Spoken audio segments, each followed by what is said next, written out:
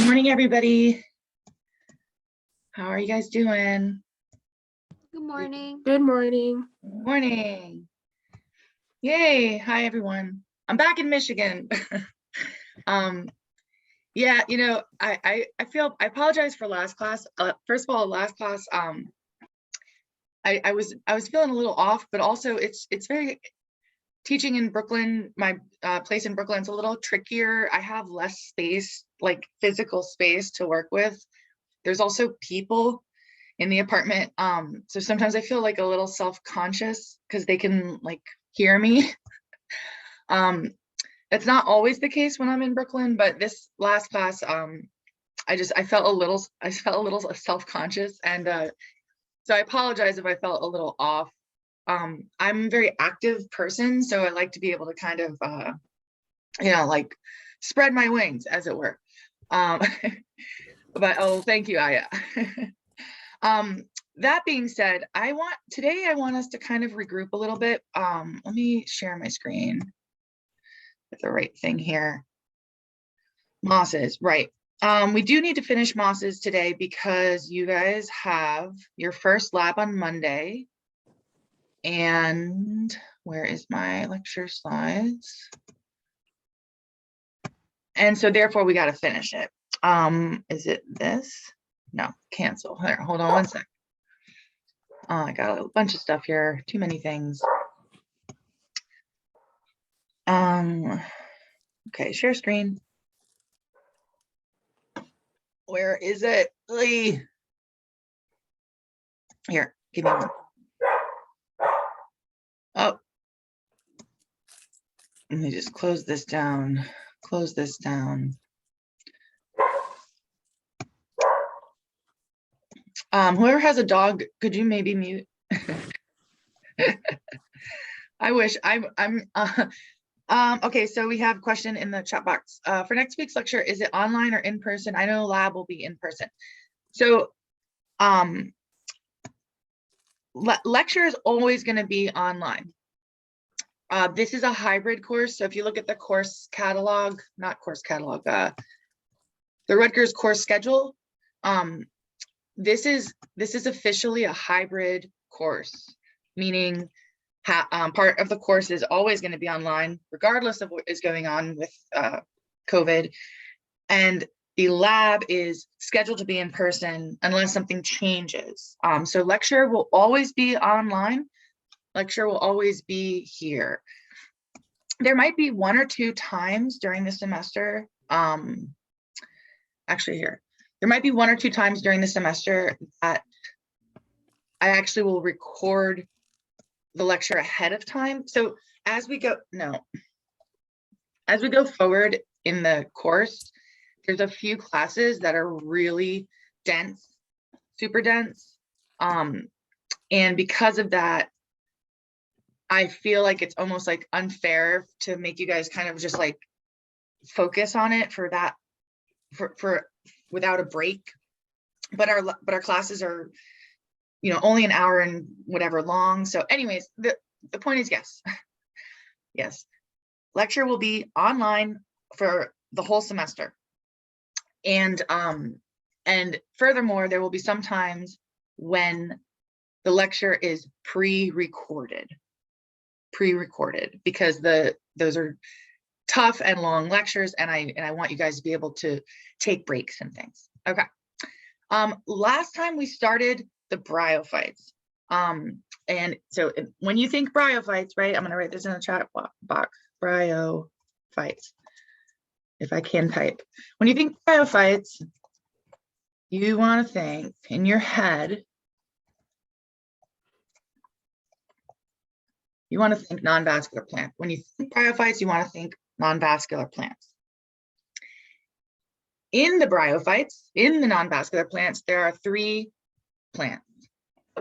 There are three plants that we will learn about for this course. There are others, but the main ones are the mosses, liverworts, and hornworts. The last class we talked about plants leaving the water, right? Plants and green algae are close relatives. They have shared characteristics on top of that. And because of that and DNA and fossil record, we know that they're very close relatives and that plants started in the ocean and then eventually they moved to land. When plants moved to land, like those very, very first plants that are like, you know, they were in the ocean and other waterways, and then boom, I'm on land. Those very first plants were bryophytes, were non-vascular plants. The reason that is because plants that live, so green algae, for example, which is a close relative of plants, green algae is non-vascular. Green algae is like a green blob, right? Plants that lived in the water were non-vascular. The reason why is because if you live in water, you're often, you don't need a vascular system, or at least most plants didn't need a vascular system to survive in water. And so when plants first moved to land, they also were non-vascular. And it took millions of years for plants to evolve vasculature. So that's why we're talking about these early land plants, which are these non-vascular plants, the bryophytes, which according to the fossil record showed up on land around 400 million years ago, around. So this is just a recap. This is where we are in the course right now, Plant Kingdom, we're in the bryophytes. I introduced them last time, right? Moss, liverwort, and hornwort. Next week, we're gonna talk about hornworts and liverworts. But today we're gonna finish up the mosses, which conveniently or confusingly, depending on how you look at it, have a very similar name. Their phylum is a very similar name or word to the group of non-vascular plants. So don't get it confused, right? Don't get it twisted. Bryophytes, right, are non-vascular plants. All of them. So bryophytes, liverworts, hornworts, and moss. But the phylum Bryophyta refers only to the mosses. Just so you know, in case I haven't said this before, and I maybe have not said this before, every phylum name will have this ending, phyta. So anytime you see that ending phyta with an A at the end, that you're talking about a phylum. But yeah, so we're going to finish them up today. One thing though, before we do that, so this stuff is all we talked about last class, right? All the bryophytes have no vascular tissue. They're non-vascular, and so that means that they lack xylem and phloem tissues, which are the vascular tissues of plants, which we will go into detail later in this course about xylem and phloem. We don't need to do that today. We learned that they have these other cells that help move products in these non-vascular plants. This is where I kind of want to regroup today, because I realized that the class before this, we went through alternation of generations, which is confusing, a confusing concept. And then I kind of was like, all right, well, there's alternation of generations, and then whammo, by the way, bryophytes, right? It's kind of like, okay, hold on, maybe I need to like regroup a little bit, because it can, I want you to feel comfortable, and I want you to understand as we go on in this lecture about bryophytes, I want you to understand why we're talking about the things we're talking about. Okay, so alternation of generations, what is it? Alternation of generations is the life cycle of plants. Every plant on Earth does alternation of generations, meaning every plant on Earth will go through a life cycle that during that life cycle, the plant will be a sporophyte individual, which is diploid, and the plant will be a gametophyte plant individual, which is haploid. Every plant on Earth, including the bryophytes, right? But just so we have these terms and the idea in our head. And again, this slide, which is from the second lecture, I recommend printing out a copy of this slide if you haven't already, and just having it handy with you when we go through these courses, because it might be useful. It's a good roadmap. But just to go through it briefly again, every plant on Earth will exist as a sporophyte plant during its life cycle. Sporophyte plant, just so we hit these terms home. Phyte, or plant, that makes what? What does it make? It makes spores. That's why it's called sporophyte plant. It's a phyte that makes spores. Yes, I was asking this. So this slide is in lecture 2. And in my opinion, it's probably one of the most important slides in the entire course, because everything in this slide we refer to in almost every lecture. So sometimes I know it's 10 a.m. I seem like I'm popping today, but I'm not a morning person. Maybe you're not a morning person. And then you're getting these terms, sporophyte, gametophyte. What are we talking about? So sometimes it might be good to have this slide on hand, because if I'm, blathering on about Archegonia, Mantheridium, sporophyte, gametophyte, you'll be like, what? So it could be good just to have this as a roadmap. Like, every plant will be a sporophyte, a phyte plant that makes spores, sporo, that's a diploid. On that sporophyte plant, sorry, hold on, I'm just gonna fix this. Oh, whoa, I'm just drawing dots. On that sporophyte plant, you have organs that make spores. Because the plant makes spores, it has to have an organ that makes spores on it. If you're talking about one of those organs, you will call it a sporangium. If you're talking about many of those organs, you will call it a sporangia, right? That's an organ that's on a sporophyte plant. Therefore, that organ is also diploid. Inside of that organ that makes spores, the sporangium, are cells that are diploid that will make the spores. And those cells are called spore mother cells. And those are, what do you know, also diploid, right? A spore is haploid. So if we're going from a diploid thing to a haploid thing, we're going to need a process that takes cells and reduces the chromosome number. And so when you're thinking of that already in your head, because you are 4th year biology majors, you should already be, well, if we're going from a diploid organism to a haploid organism, reducing chromosome number, we have to have meiosis, right? Meiosis, which we do.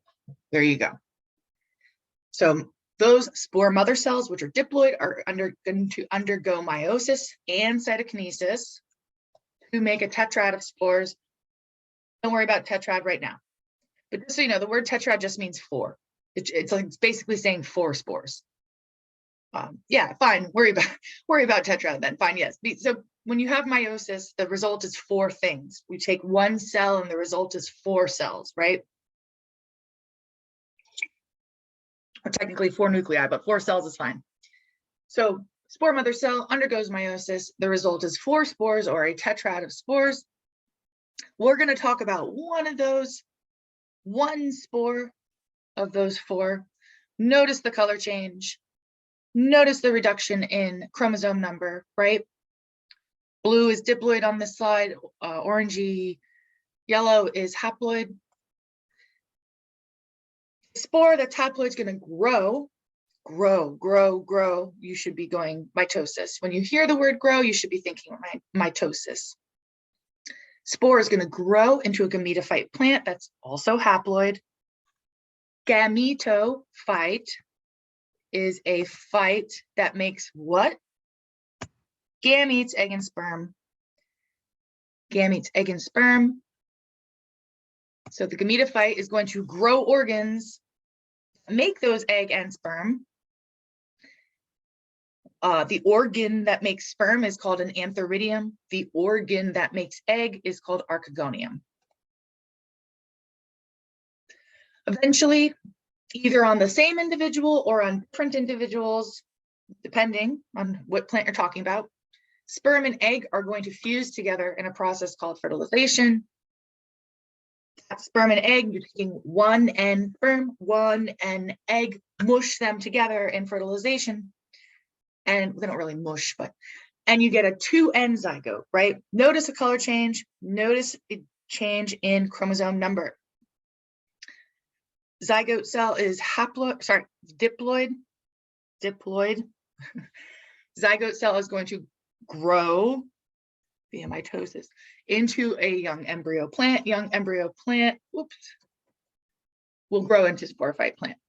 The reason so this is the slide here that I want you guys to have handy going forward. I just think it'll be useful for you. The reason why we're going through this is because, now we're talking about bryophytes. We're talking about non-vascular plants.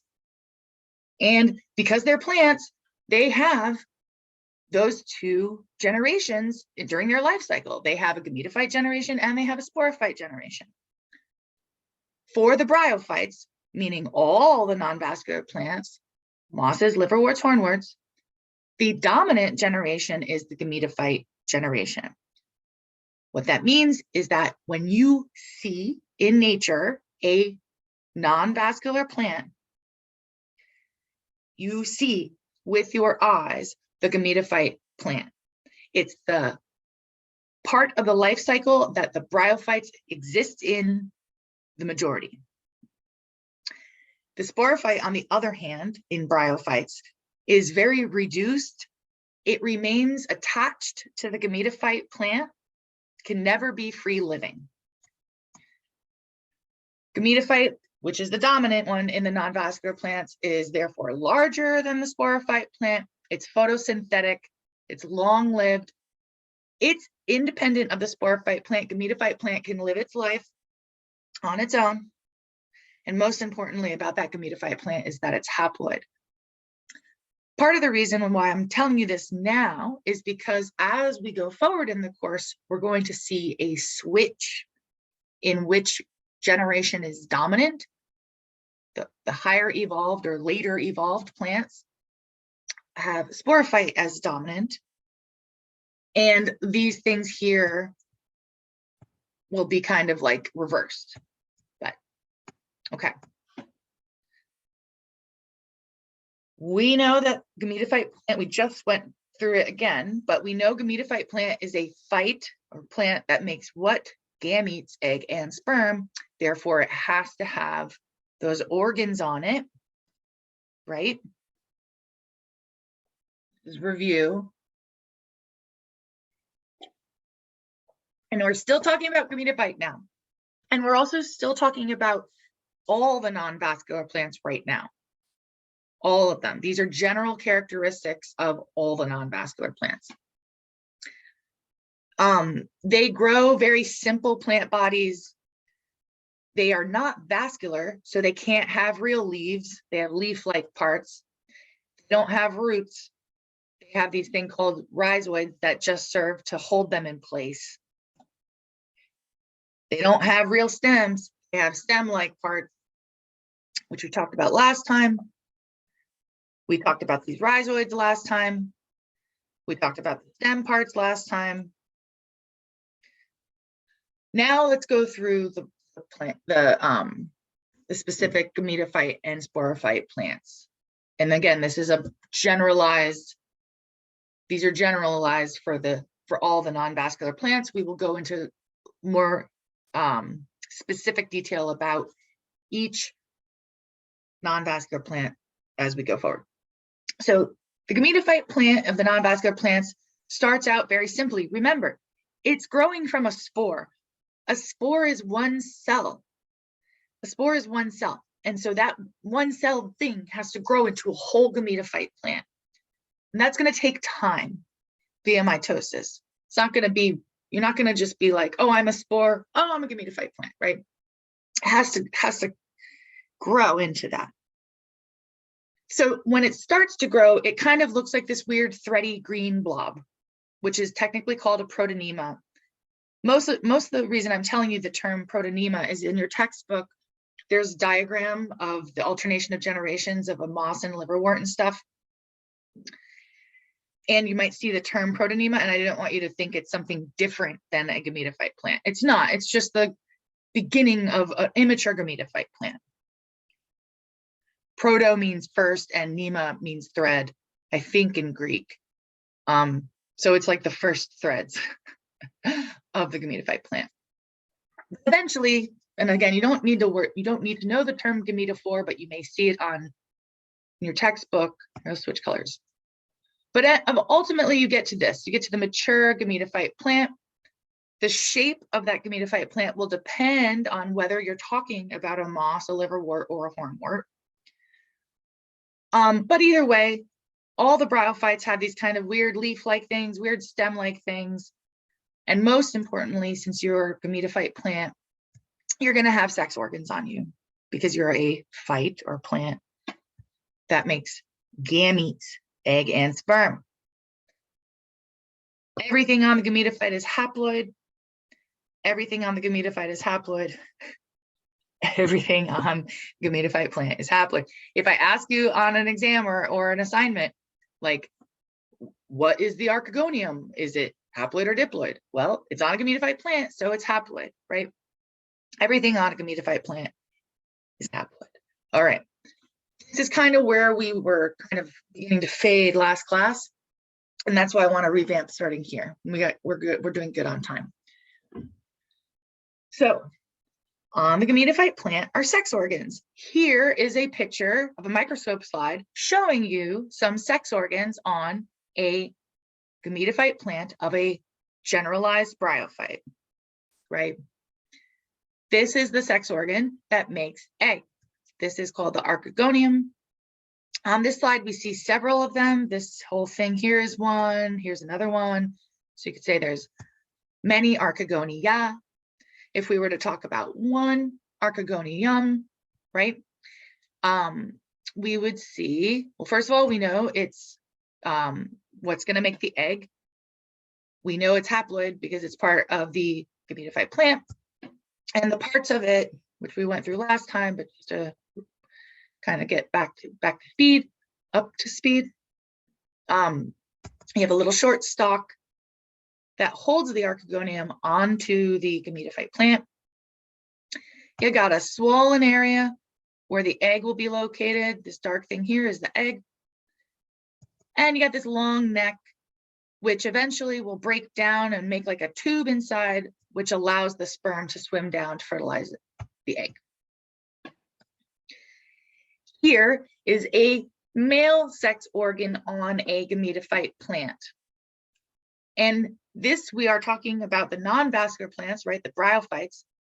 But just so you know, as we go forward, the antheridia for all plants kind of looks like this.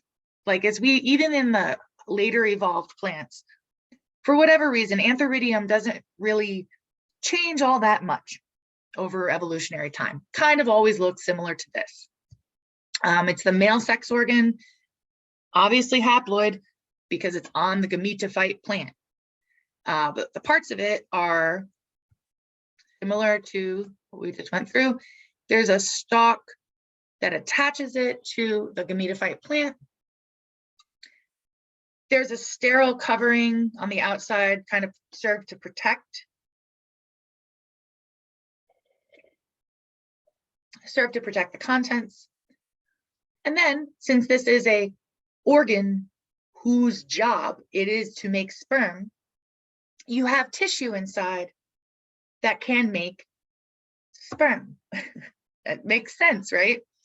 And as I said last time, this word spermatogenous, don't get crazy about it. It's not that scary if you break it down. You're talking about a sex organ that's making sperm. So there has to be cells inside that organ that can make sperm. And in the case of, and those cells are called spermatogenous cells, spermatogenous. Sperma refers to sperm. And genus, as I said last time, it comes from that word of like genesis, right? Like origin. So they are the cells that you can think about generate even. You can think the cells that are going to generate sperm. Okay. Eventually sperm and egg are going to fuse together, and that in the non-vascular plants, that's going to be by water. So you might even think, if you think about something like a moss, you usually probably think of it growing in some place like maybe next to a little stream or river, or in like a rainforest. You might think of like mossy things in a rainforest. And that's because they need water for sexual reproduction. Even the ones that live in the desert will ultimately need water for sexual reproduction. Those ones may have to wait a long time. They might have to wait a year in order to have sexual reproduction occur. But water is needed because water lets the sperm swim to the egg. And yes, I know we're talking about plants, but in the non-vascular plants, the sperm swims, still swims. Yeah. And the sperm will eventually use chemicals to find the archegonium that has the egg inside. Okay. This I'm going to go through quickly because we went through it last. Oh, yes. Yes. No, I'm not. I'm not going to go through quickly because these terms are important and they're going to come back over and over again. So when you're talking about plant species and you're talking about the plant species and their sex organs, depending on what species you're talking about, some individuals have both male and female sex organs on one plant individual. Some species have male and female sex organs on two individuals. If the sex organs are on if the sex organs are on one individual, we call those species monoecious, which means in Greek, one house. And as I said last time, you can think of like if this is a couple who is getting along, they're going to live in one house, right? One house.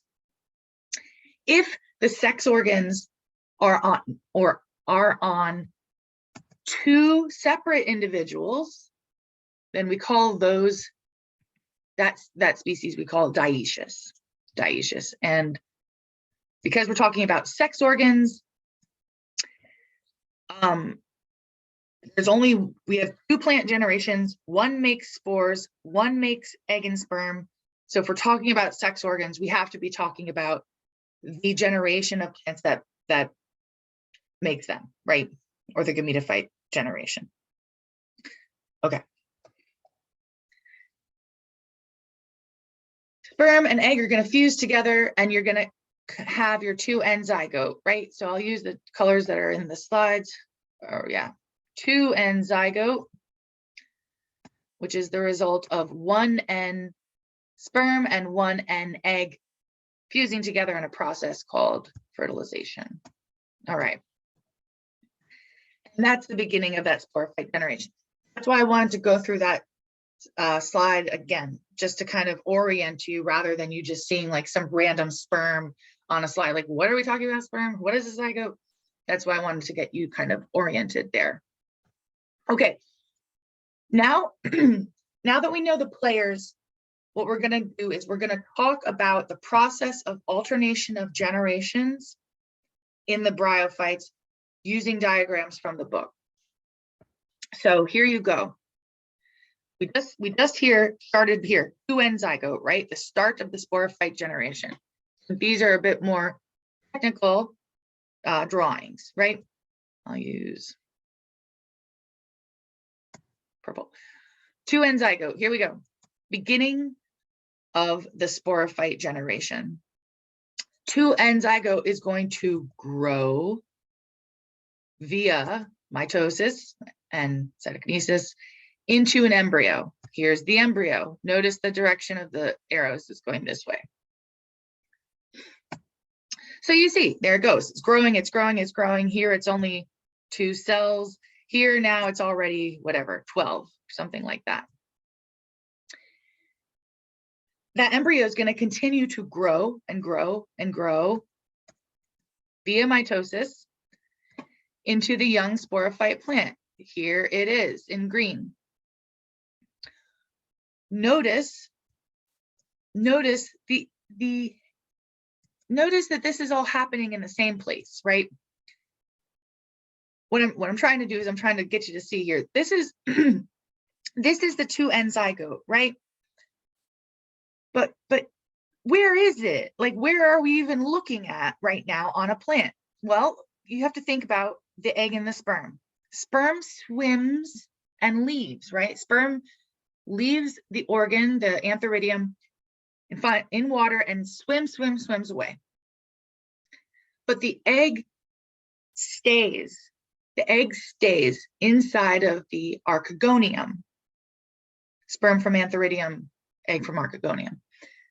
Egg stays inside of that archegonium. So when sperm fertilizes egg, that 2N zygote is going to be inside of the archegonium because the egg stays. So that's what is happening here. That's what's growing. That's where it is growing. This here was an archegonium with an egg. That egg's been fertilized, so now we have this 2N zygote growing inside. It's going to grow via mitosis into an embryo, and then it's going to grow some more into a young sporophyte plant.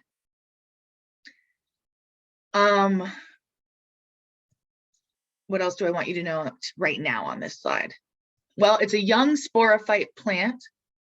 So it's ultimately it's a phyte that makes what? Spores, sporophyte. So it has to have cells on it that can make spores. We call those spore mother cells. You can also call those cells sporogenous cells, or the cells that generate spores. I like spore mother cell, but sporogenous cell is also fine. The book says, the diagrams of the book use the word sporogenous. All right. See, when you're going through the slides later, so you know. Yeah. Okay. So we're talking about the young sporophyte plant. It's growing. Here is a picture of it in real life. Here's that embryo. And the embryo is growing inside of what was the archegonium. It still is technically the archegonium, right? Look, here's that neck, right? Here's the swollen part, the venter that had the egg inside, right? And here's the little short stalk where it's attached to Gametophyte plant. Okay. So notice, so it's attached to the sporophyte plant, is technically attached to the Gametophyte plant, right? Here it is growing. The parts of a sporophyte plant in the bryophytes, generalized bryophytes, are these three parts. You have, just trying to remember, well, I'm going to use a different color anyways, yellow. You have a foot that attaches the sporophyte plant to the Gametophyte plant. You have a seta, which is a word that just means like a stalk. And then you have a capsule, which is, for our purposes, also just a sporangium. Capsule and sporangium are the same thing. In the bryophytes, you can call the sporangium a capsule. Okay, right. This is just a recall. Okay, yes. What does the foot do? It holds the sporophyte plant onto the Gametophyte plant, but it also is the intersection between sporophyte plant and Gametophyte plant. So sporophyte plant in the bryophytes, remember I said it's dependent on the Gametophyte plant. It can never live by itself. It's not photosynthetic usually. So water and minerals are actually going to be given to the sporophyte plant via the Gametophyte plant, and that's going to occur as it passes through the foot. Seta is just a capsule that elevates the, seta is just a stalk stalk that elevates the capsule or sporangium away from the gametophyte plant to help spores have a better chance of getting away, being dispersed. Then obviously the capsule, aka sporangium, is where the spore mother cells are going to live. Oh, this, so just so you know, on the previous here, I'll actually write it in the chat box, it'd be easier. Okay, spore mother cells equal sporocytes equals sporogenous cells. So you know, all three of these things are the same exact thing. I like using this term spore mother cells, but just so you know, like site means cell, and sporo obviously refers to spores. Again, the reason I'm not trying to confuse you by using these different terms, depending on whether you're looking at the lab or your textbook, or even reading an outside source about bryophytes, you may see these different terms. I'm just trying to let you know that they're the same thing. Capsule, aka sporangium, has cells inside that are going to make spores that are diploid. Those are, as we just saw in the diagram before, right? Of alternation of generations. Those spore mother cells, aka sporocytes, are going to undergo meiosis and cytokinesis to make spores. When spores are ready, so here, let me just see. So this, don't worry about operculum right now. This is a sporangium right here. This is a sporangium right here. Here, the foot would be down here somewhere. Here's the seta, the little stalk thing, and then here's the capsule, right? AKA sporangium. Spores are being made inside of here, right? Via the process of meiosis.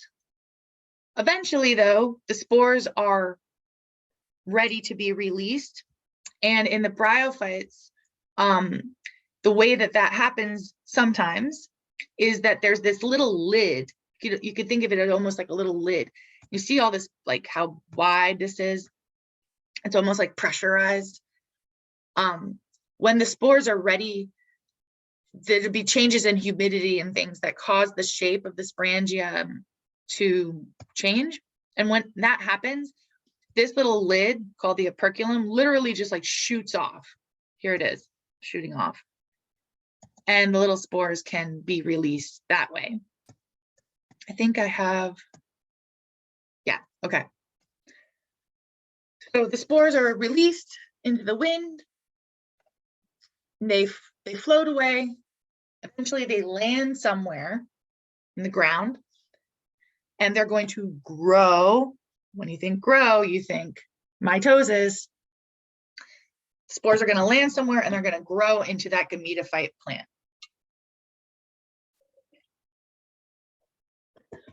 Which is haploid. First, the little gametophyte plant thing's going to look kind of like this little weird green threads, aka the Protonema. And then it's going to grow into that mature gametophyte plant. And then the cycle begins again. The cycle begins again. You go back, that gametophyte plant's going to have on it sex organs. Those sex organs are going to make egg and sperm. Those egg and sperm are going to fuse in fertilization. That fusion will result in a zygote. Zygote will grow into a sporophyte plant. Sporophyte plant makes spores. Spores get released in the wind. Spores grow into a gametophyte plant. Gametophyte plant has sex organs on it. Again and again and again. Alternation of generations. Okay. Now we're gonna, if there's any questions about that, and then if not, I'm going to just introduce you to the mosses, which you'll see in lab on Monday. And also feel, like if there's stuff here that you, in those discussion board threads, feel free to ask many of you have been asking questions there, and that's great. So feel free also to use that as a place to ask specific questions, or even let me know if there's specific concepts that I should go over again, things like that. All right. So what we just went through was, was all the bryophytes, generalized for all those non-vascular plants, bryophytes. Now we're going to talk about Bryophyta, which is the mosses. Bryophyta. I'll use pink. Remember, if you see this ending phyta with an A at the end, you're talking about a phylum. So mosses are Bryophyta. There's about 15,000 species known, give or take. There's probably a lot of species of moss that are not yet known because they tend to be small, and they can grow anywhere really. And so I'm sure there's at least 15,000 more that we don't know about, but we know of around 15,000. And there's 3 major groups of mosses. There's the true mosses, the peat mosses, and the granite mosses. We don't cover this in our course, so forget about them. Only worry about true mosses and peat mosses. The true mosses are the most common, and they have the most amount of species that have been discovered so far. So thousands and thousands and thousands of species of true mosses. Peat mosses, there's only about 400 species. But peat mosses, ironically, even though there's only about 400 species, we actually use them for many economic applications. All right, true mosses and peat mosses. Sometimes students ask me, why is it called true, like a true moss? There's really no good answer for that. I think probably what it is because there's so many, thousands and thousands, right? Because there's so many of them, I guess they're like, that's like the real moss, right? Like that's the true moss, that's the real moss. Whereas like these peat mosses, there's not that many of them, so they're not true. I don't know, but yeah, I didn't name it that. Okay, here are some of those true mosses, right? True mosses that we will see in lab. Hopefully we'll see in lab, depending on what's available. There's Polytrichum and there's Nium. Do I do it? Yes, good. Notice these words on the bottom here are italicized. These are genus names, right? Genus names. Remember, like when we went through biological taxonomy, right? Every species name equals a genus plus specific epithet. I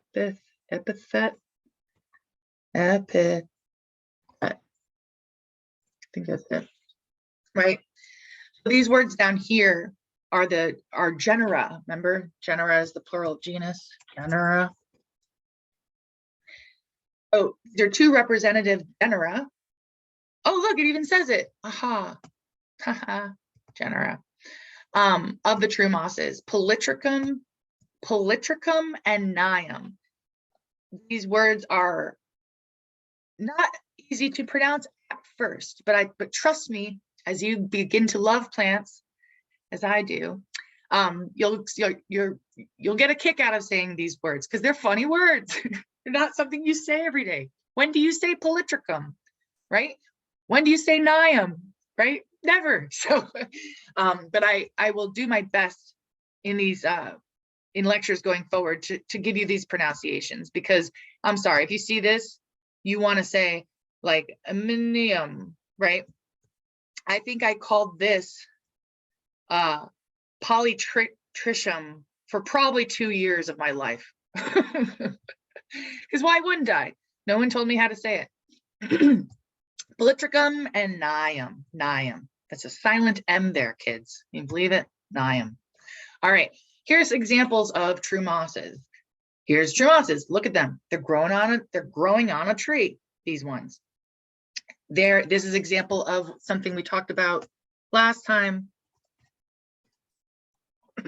These are example of a species that grows as an epiphyte. Epiphyte meaning a plant that grows on other plants. We'll come across that term a bunch of times too. Don't worry about it.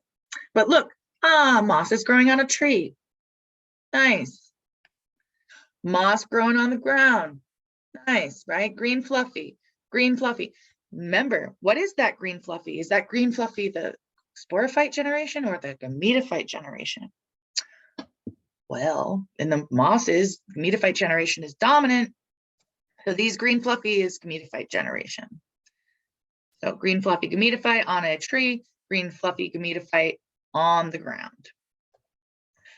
Now, these little weird stick things that are coming out of the green fluffy, those are actually examples of sporophyte generation. We'll look at it closer. I'm just kind of getting your toes wet here.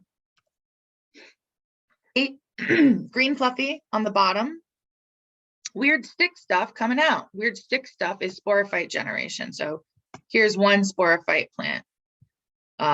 Here's another sporophyte plant. Here's another one, sporophyte plant. Doesn't even really look like a plant. Looks like some, I think I said this in another class, like kind of almost looks like a mushroom. But that's sporophyte plant. Okay. So sporophyte plant.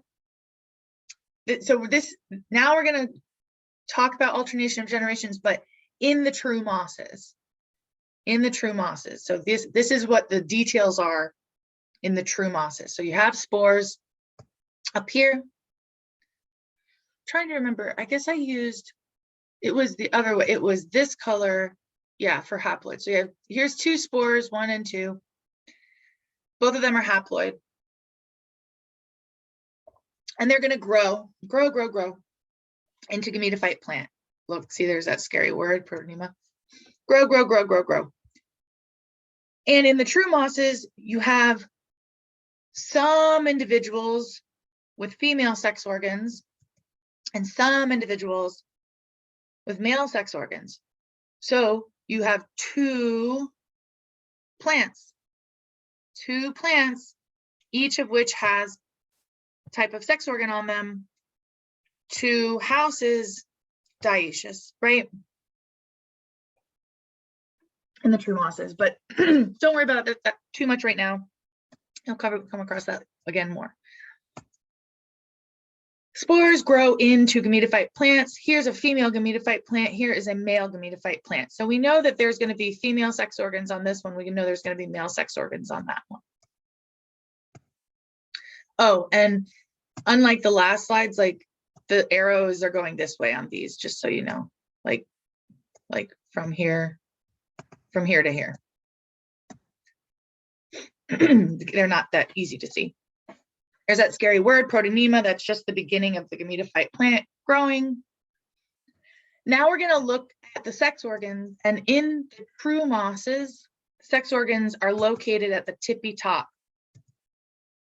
So at the top of this male gametophyte plant, you're going to find antheridia up here. In the top of this female gametophyte plant, you're going to find Archegonia with eggs inside up there. So on this next slide, we're going to zoom in. We're going to zoom into that spot. Look. Oh, zoom. We just zoomed in. So up here, look, top of the female gametophyte plant is where you're going to have your Archegonia. Top of the male gametophyte plant is where you're going to have your antheridia. And then I always make Amigos joke here because you're going to have a raindrop drop top. You have a raindrop drop on top of the male gametophyte plant. See, raindrop, drop top on, drops on top of the male gametophyte plant. On top of that male gametophyte plant, that's where all those antheridia are. And look, here's one. Here's one. You can see all the parts. There's the stalk. There's the sterile jacket surrounding it. Ooh, not good. And then all those little dot stuff are the cells that are going to make spermatogenous cells. Anyways, raindrop drops on top of this male gametophyte plant. When it does that, it splashes sperm. Look, sperm. It's going to splash them. Look, splashing them. Hold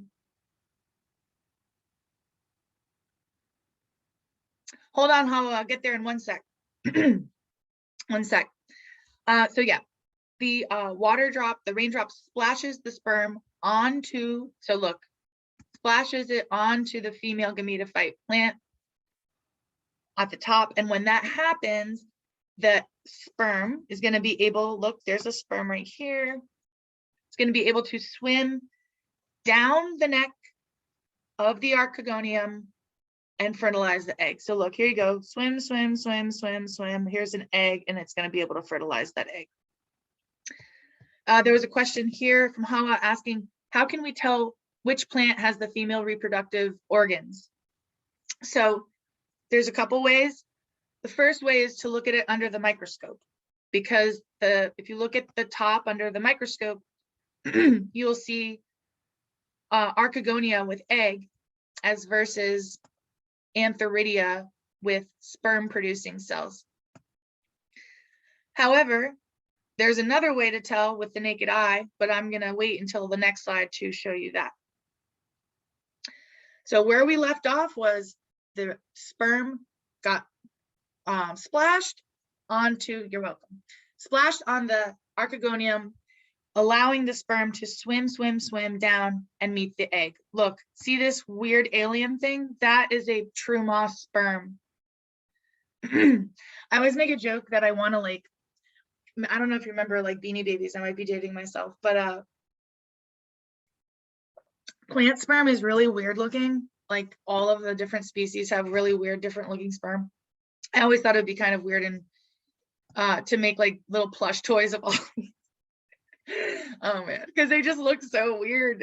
Anyways, yeah, I think I would enjoy that. Maybe not everyone else, but it would be funny to like put them on your bed. People are like, what are those? And it's like, no, that's plant sperm. All right, so here's a sperm, and it's swimming, swimming, swimming, swimming down the neck of the archegonium, and eventually, finally, it's going to meet the egg, right? Going to meet the egg. 1N sperm plus 1N egg equals, and this is just so you're looking later at where you're locating. Oh, sorry. All right, Hawa, here you go. This is a real microscope slide showing an archegonia with many eggs on top. This is a real slide of the top of a female gametophyte plant. And all of these are different archegonia. Here's one. Here's another one. So if you were looking at this microscope slide, you could see the eggs. There's an egg, there's an egg, there's an egg. And so you would know that you're looking at a female gametophyte plant. Likewise, here's the top of a male gametophyte plant. This is a microscope slide. And you can see all of these antheridia. Like here's one. And all the sperm producing cells inside. So looking at them under the microscope is one way to tell. But here's another way to tell. Where we just left off, right? 1N sperm plus 1N egg equals 2N zygote, right? Now we're diploid, 2N zygote. As I mentioned earlier in this class, this 2N zygote is where the egg was, but it's been fertilized now. So now it's not an egg anymore. Now it's a 2N zygote. 2N zygote is going to grow, grow, grow via mitosis into an embryo, and then grow, grow, grow even more into a young sporophyte plant. So to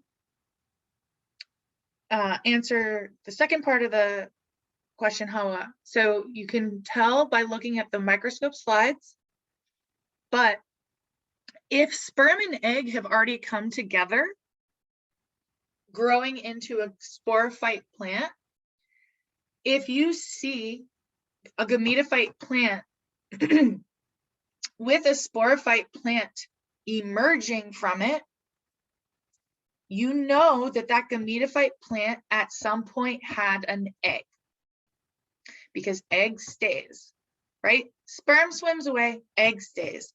And so if you see a sporophyte plant growing out of a gametophyte plant, you know that there was at one point an egg there. So that's another way in the field you could tell. Sorry, I gotta, 1 second.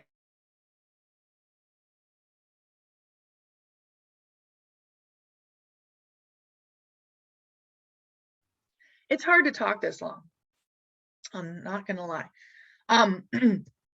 So that's one way in the field you can tell if you're let's say you're trying to hunt moss and you're trying to collect male and female representatives, and you don't have a microscope slide, and you see a bunch of moss of the same species and a bunch of it over here has sporophytes coming out of it and the bunch over here doesn't. You know for sure that the ones with sporophytes coming out of it had eggs at some point, so you know those are female plants. The ones without sporophytes, you don't know for sure. They might be unfertilized, or they, could still be, but yeah, so that's another way to tell in the field. Okay. So where we just left off on the previous, you got the young sporophyte plant. That is this green stick.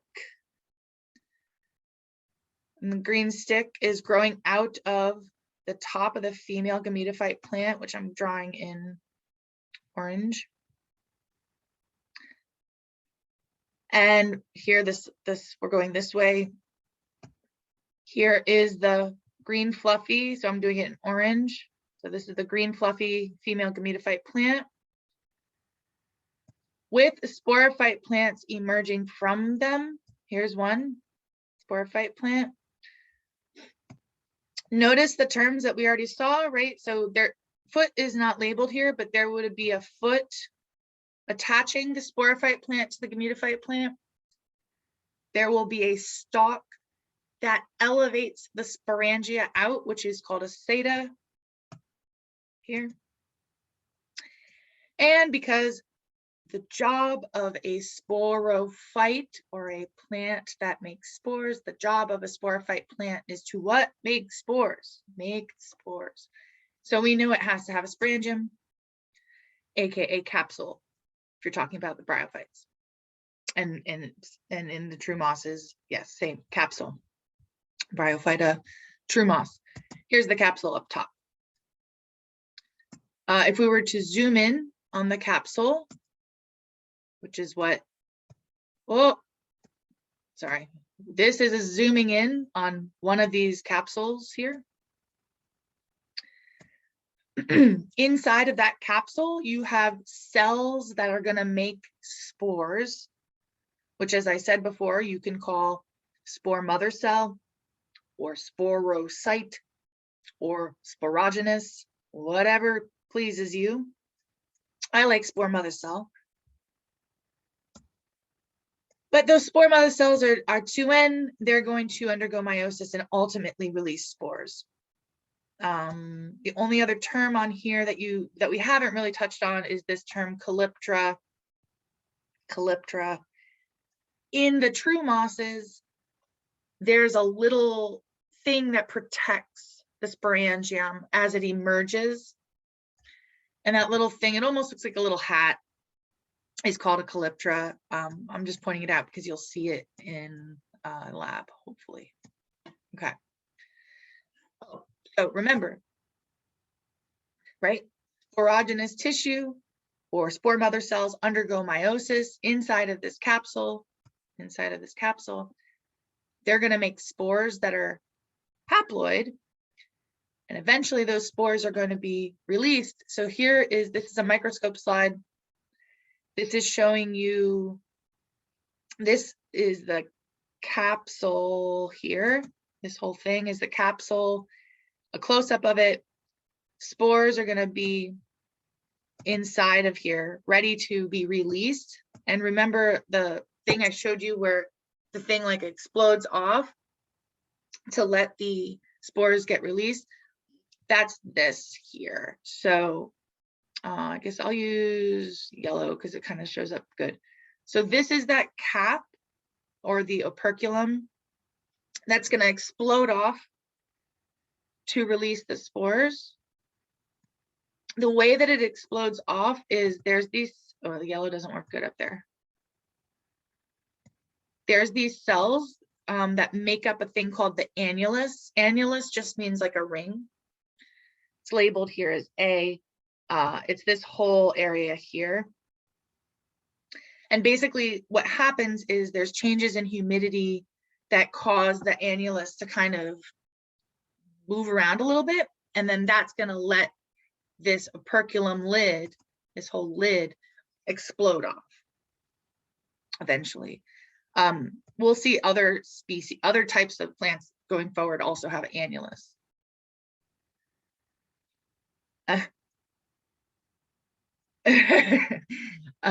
So are you talking about this? How are you talking about this slide here? Yeah, don't think about a sunflower plant. Yeah, totally different thing. This is actually a scanning electron microscope slide. So we're looking at what this is here, what this slide here is so here's the sporangia capsule thing. So like here's a sporangium with a here's the capsule, aka sporangium, which has the spores inside. Here's the zooming in of that. And on the scanning electron microscope slide, what we're looking at is literally like right here. We're looking at like right there. So no, yeah. So that's what this is. We're looking really close up at the top of that sporangium. We have these special cells that are going to let the operculum explode off. In addition to that, in the true mosses, you also have something called peristome teeth. Peristome teeth. So this little cap here, this cap right here is going to explode off. This is the true mosses now we're talking about. Here's the cap again, here, this big thing here. It's going to explode off. And when it explodes off, it's going to reveal this here, it's already gone. Here it's already exploded off. In the true moss, it's going to reveal these little alien looking things that are called peristome teeth. Peristome teeth also are subjected to changes in humidity, and so they will actually like move and help the spores get released. Why they're important in the true mosses is sometimes the different true moss species look very similar to one another, but when you look at the peristome teeth, they're very different, and they can help you identify what species you're looking at.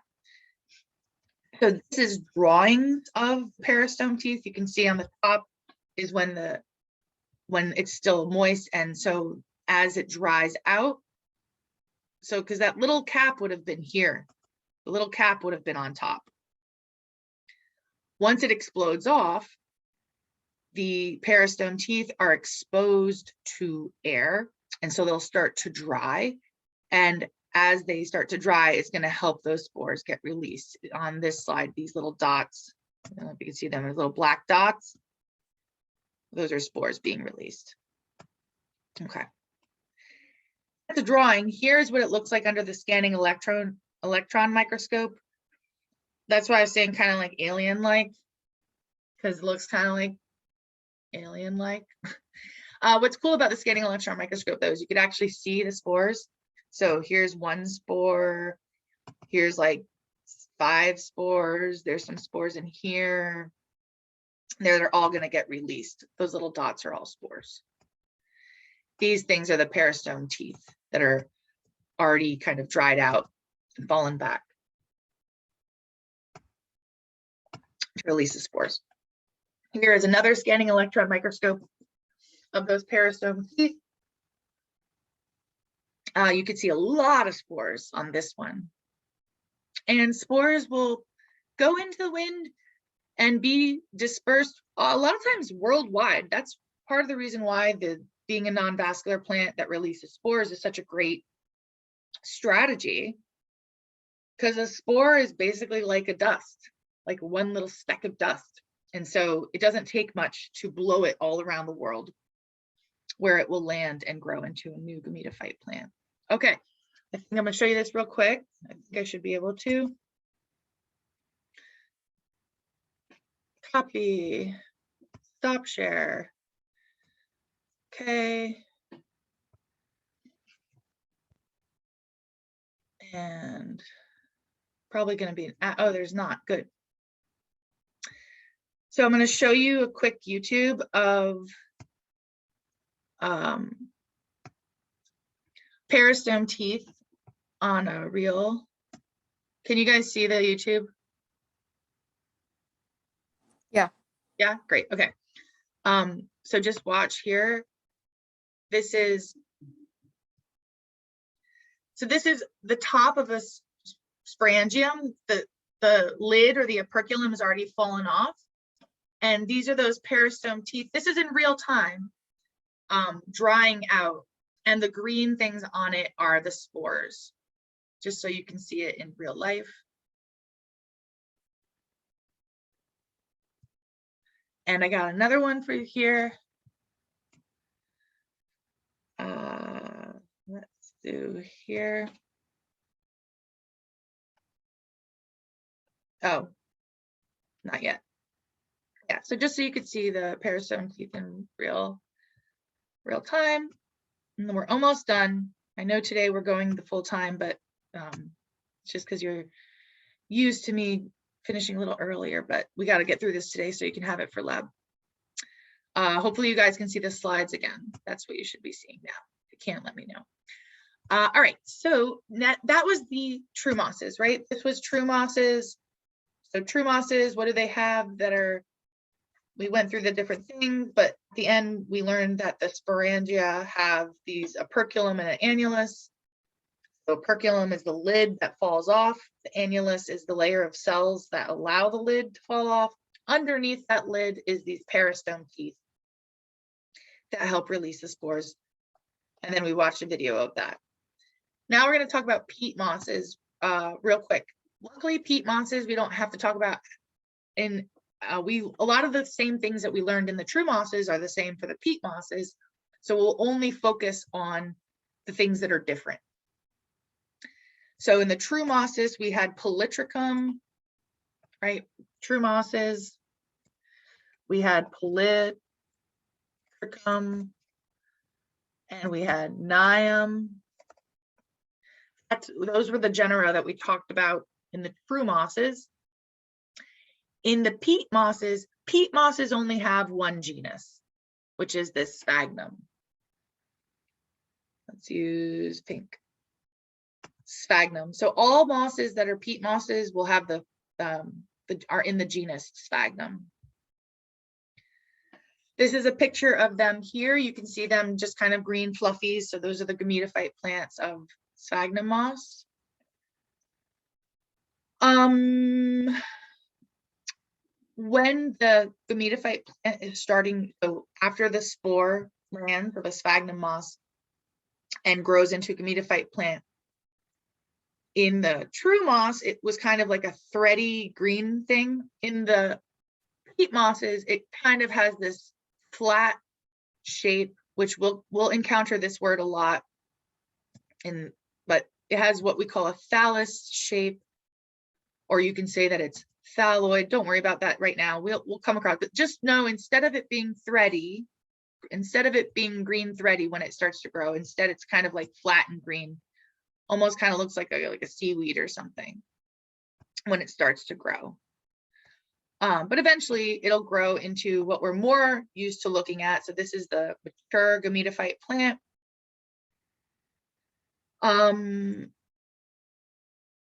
Looks very similar to a true moss. The only difference, the main difference being, I guess I'll use black. It's just a little bit more complex. So like on the true moss, you had like, here, I guess I'll go here. The true moss, all right, don't get dizzy. I just want to show real quick. Yeah. So these are the true mosses we looked at. And these guys are just a little less fancy than the peat mosses. When I think of a true moss, this is what I think of, like in terms of structure. Like if we use the female gametophyte as an example, it's basically like you have a stem-like part and then these green pokies that come off, right? Same here, stem-like part and then like green pokies that come off. Not super fancy, right? Not super fancy. It's almost like a pipe cleaner. Don't get dizzy. Peat mosses, they're a little more fancy. They're a little more fancy. They're not just a stick. I know to your untrained eye, this might look like a stick with little green pokies, but trust me, yeah, here's the stem. And then there's almost like these stems that have little green pokies on them. So they're just a little bit more fancy than your true mosses. On the top, you have like this kind of mop-like grouping of branches. Can't really call them branches because there's no vascular tissue, but more fancy. On the side, you have these, here's a branch here, there's a branch here, and then little branchy things coming off, and even like smaller leaves on smaller leaves. The point is they're more fancy. They're more fancy. Yeah. Oops. Mute Melanie there.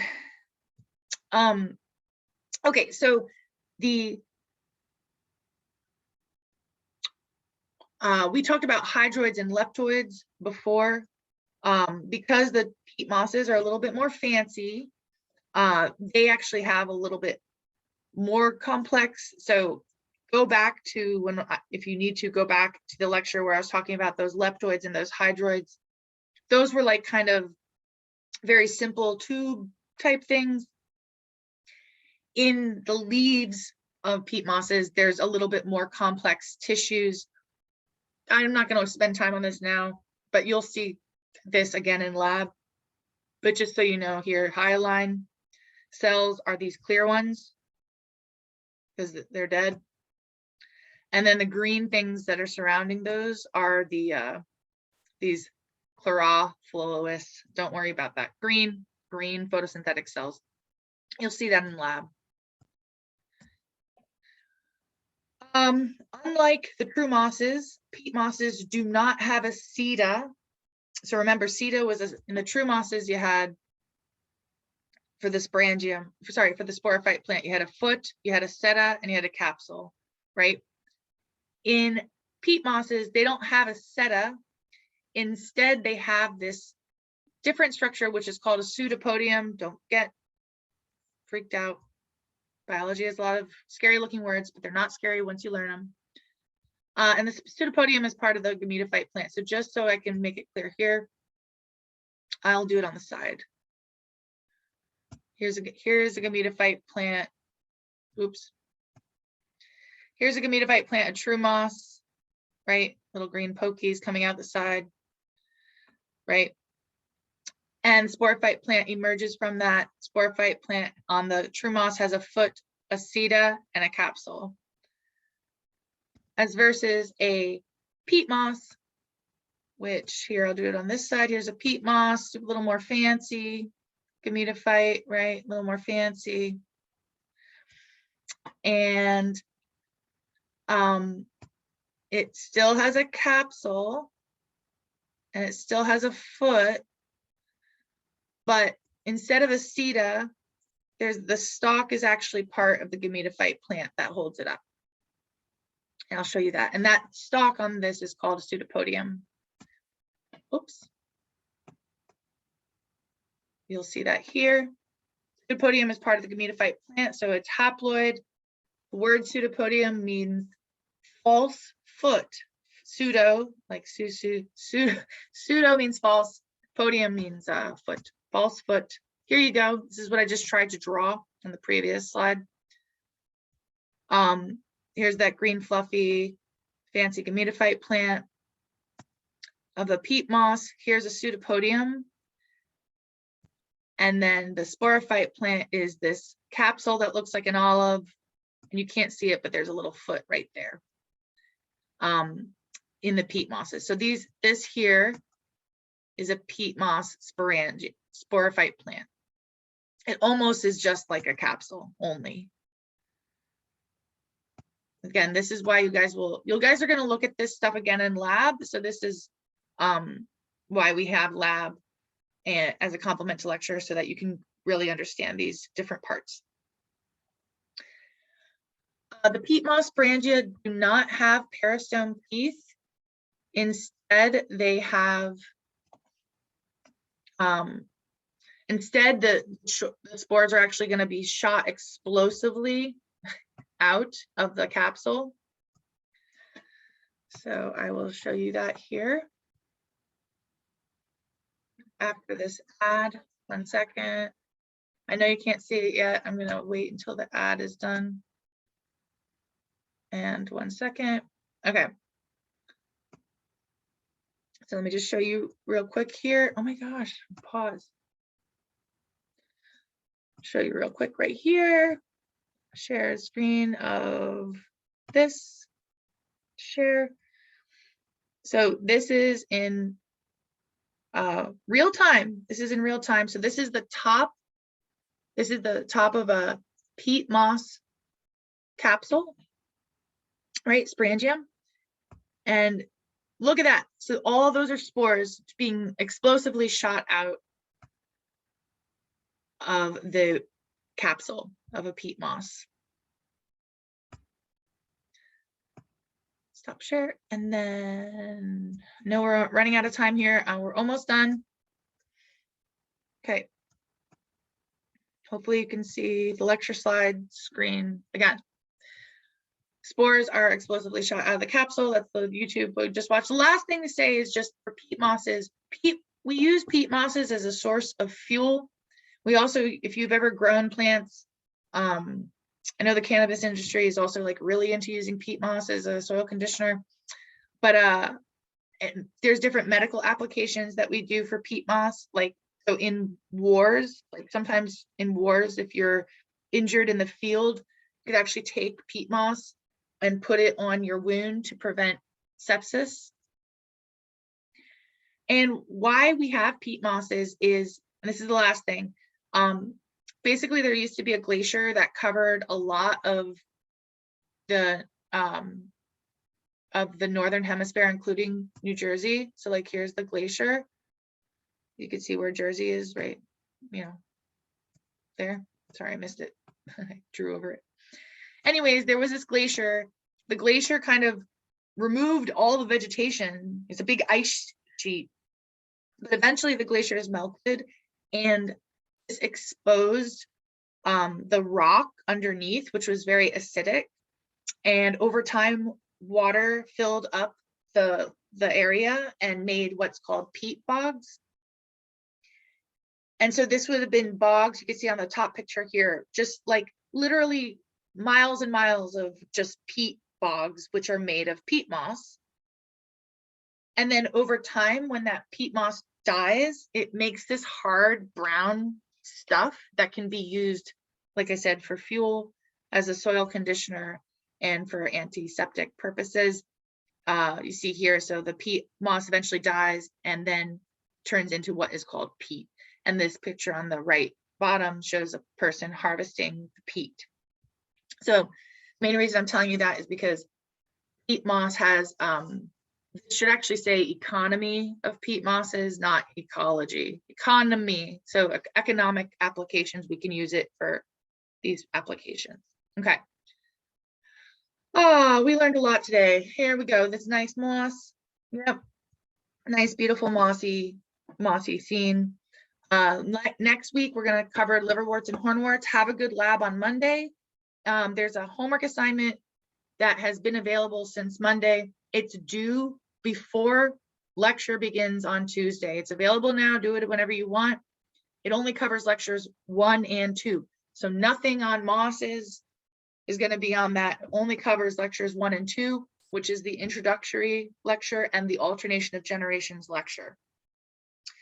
Due on Canvas before class begins on Tuesday. With that, I'm sorry we ran over a little bit. I hope you guys have a good rest of your day. If you do have questions here and need me to answer them now, I'm happy to. Otherwise, you can write me in the discussion board, or you can send me an email. Any of those work. So have a good one, guys. And if you have, have a great weekend. Hope today was a little more fun than the last 2 classes. I know it's a lot of material. I'm sorry. I do my best to make it fun. I hope everyone has a good day. Yep. So I'll see you unless you. Oh, and a reminder: if your name in Zoom is not your name, send me an email with what your name in Zoom is so I can count you for attendance. So a few of you have done that. Thank you. If you haven't done that, please let me know. Cool. Any Professor? questions? Yeah. I have a question. Sure.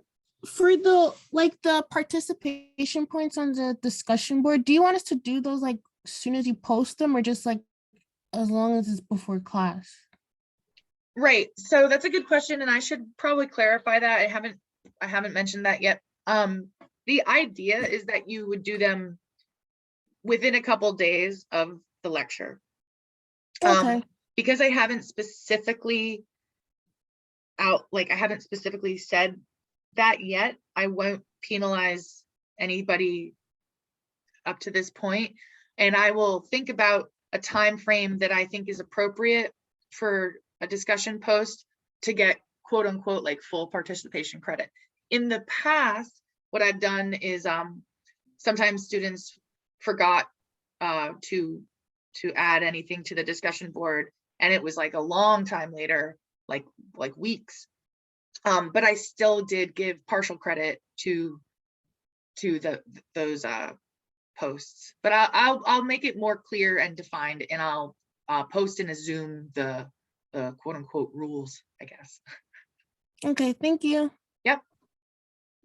Any other questions, comments, concerns?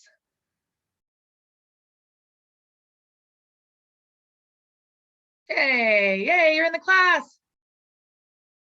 Is it, can you tell me, is it Curios? It's Kiro. You can just call me Kiro. Kiro. Yeah. Kiro, awesome. Hey, I'm glad you made it in the class. Yeah, finally. It was like a kind of like a headache to get it, but I'm I don't know what happened. sorry. No, it's fine. Don't worry. It's not your fault. You didn't do anything wrong. I know, but I'm still sorry I had to go through it. I'm just happy to see your name in the class. That's great. Yeah, now I can like access everything. Great, great. If you need to at any point, if you're confused about any of the stuff that you missed, feel free to reach out to me. We can meet during office hours. But everything is available on Canvas. The recordings are available on Canvas of the other lectures. So take some time to go through that stuff, and then let me know if you do have any questions. Okay, thank you. Appreciate it. Yeah. Have a good day. You too. All right, guys, send me an email if you have any questions. Bye.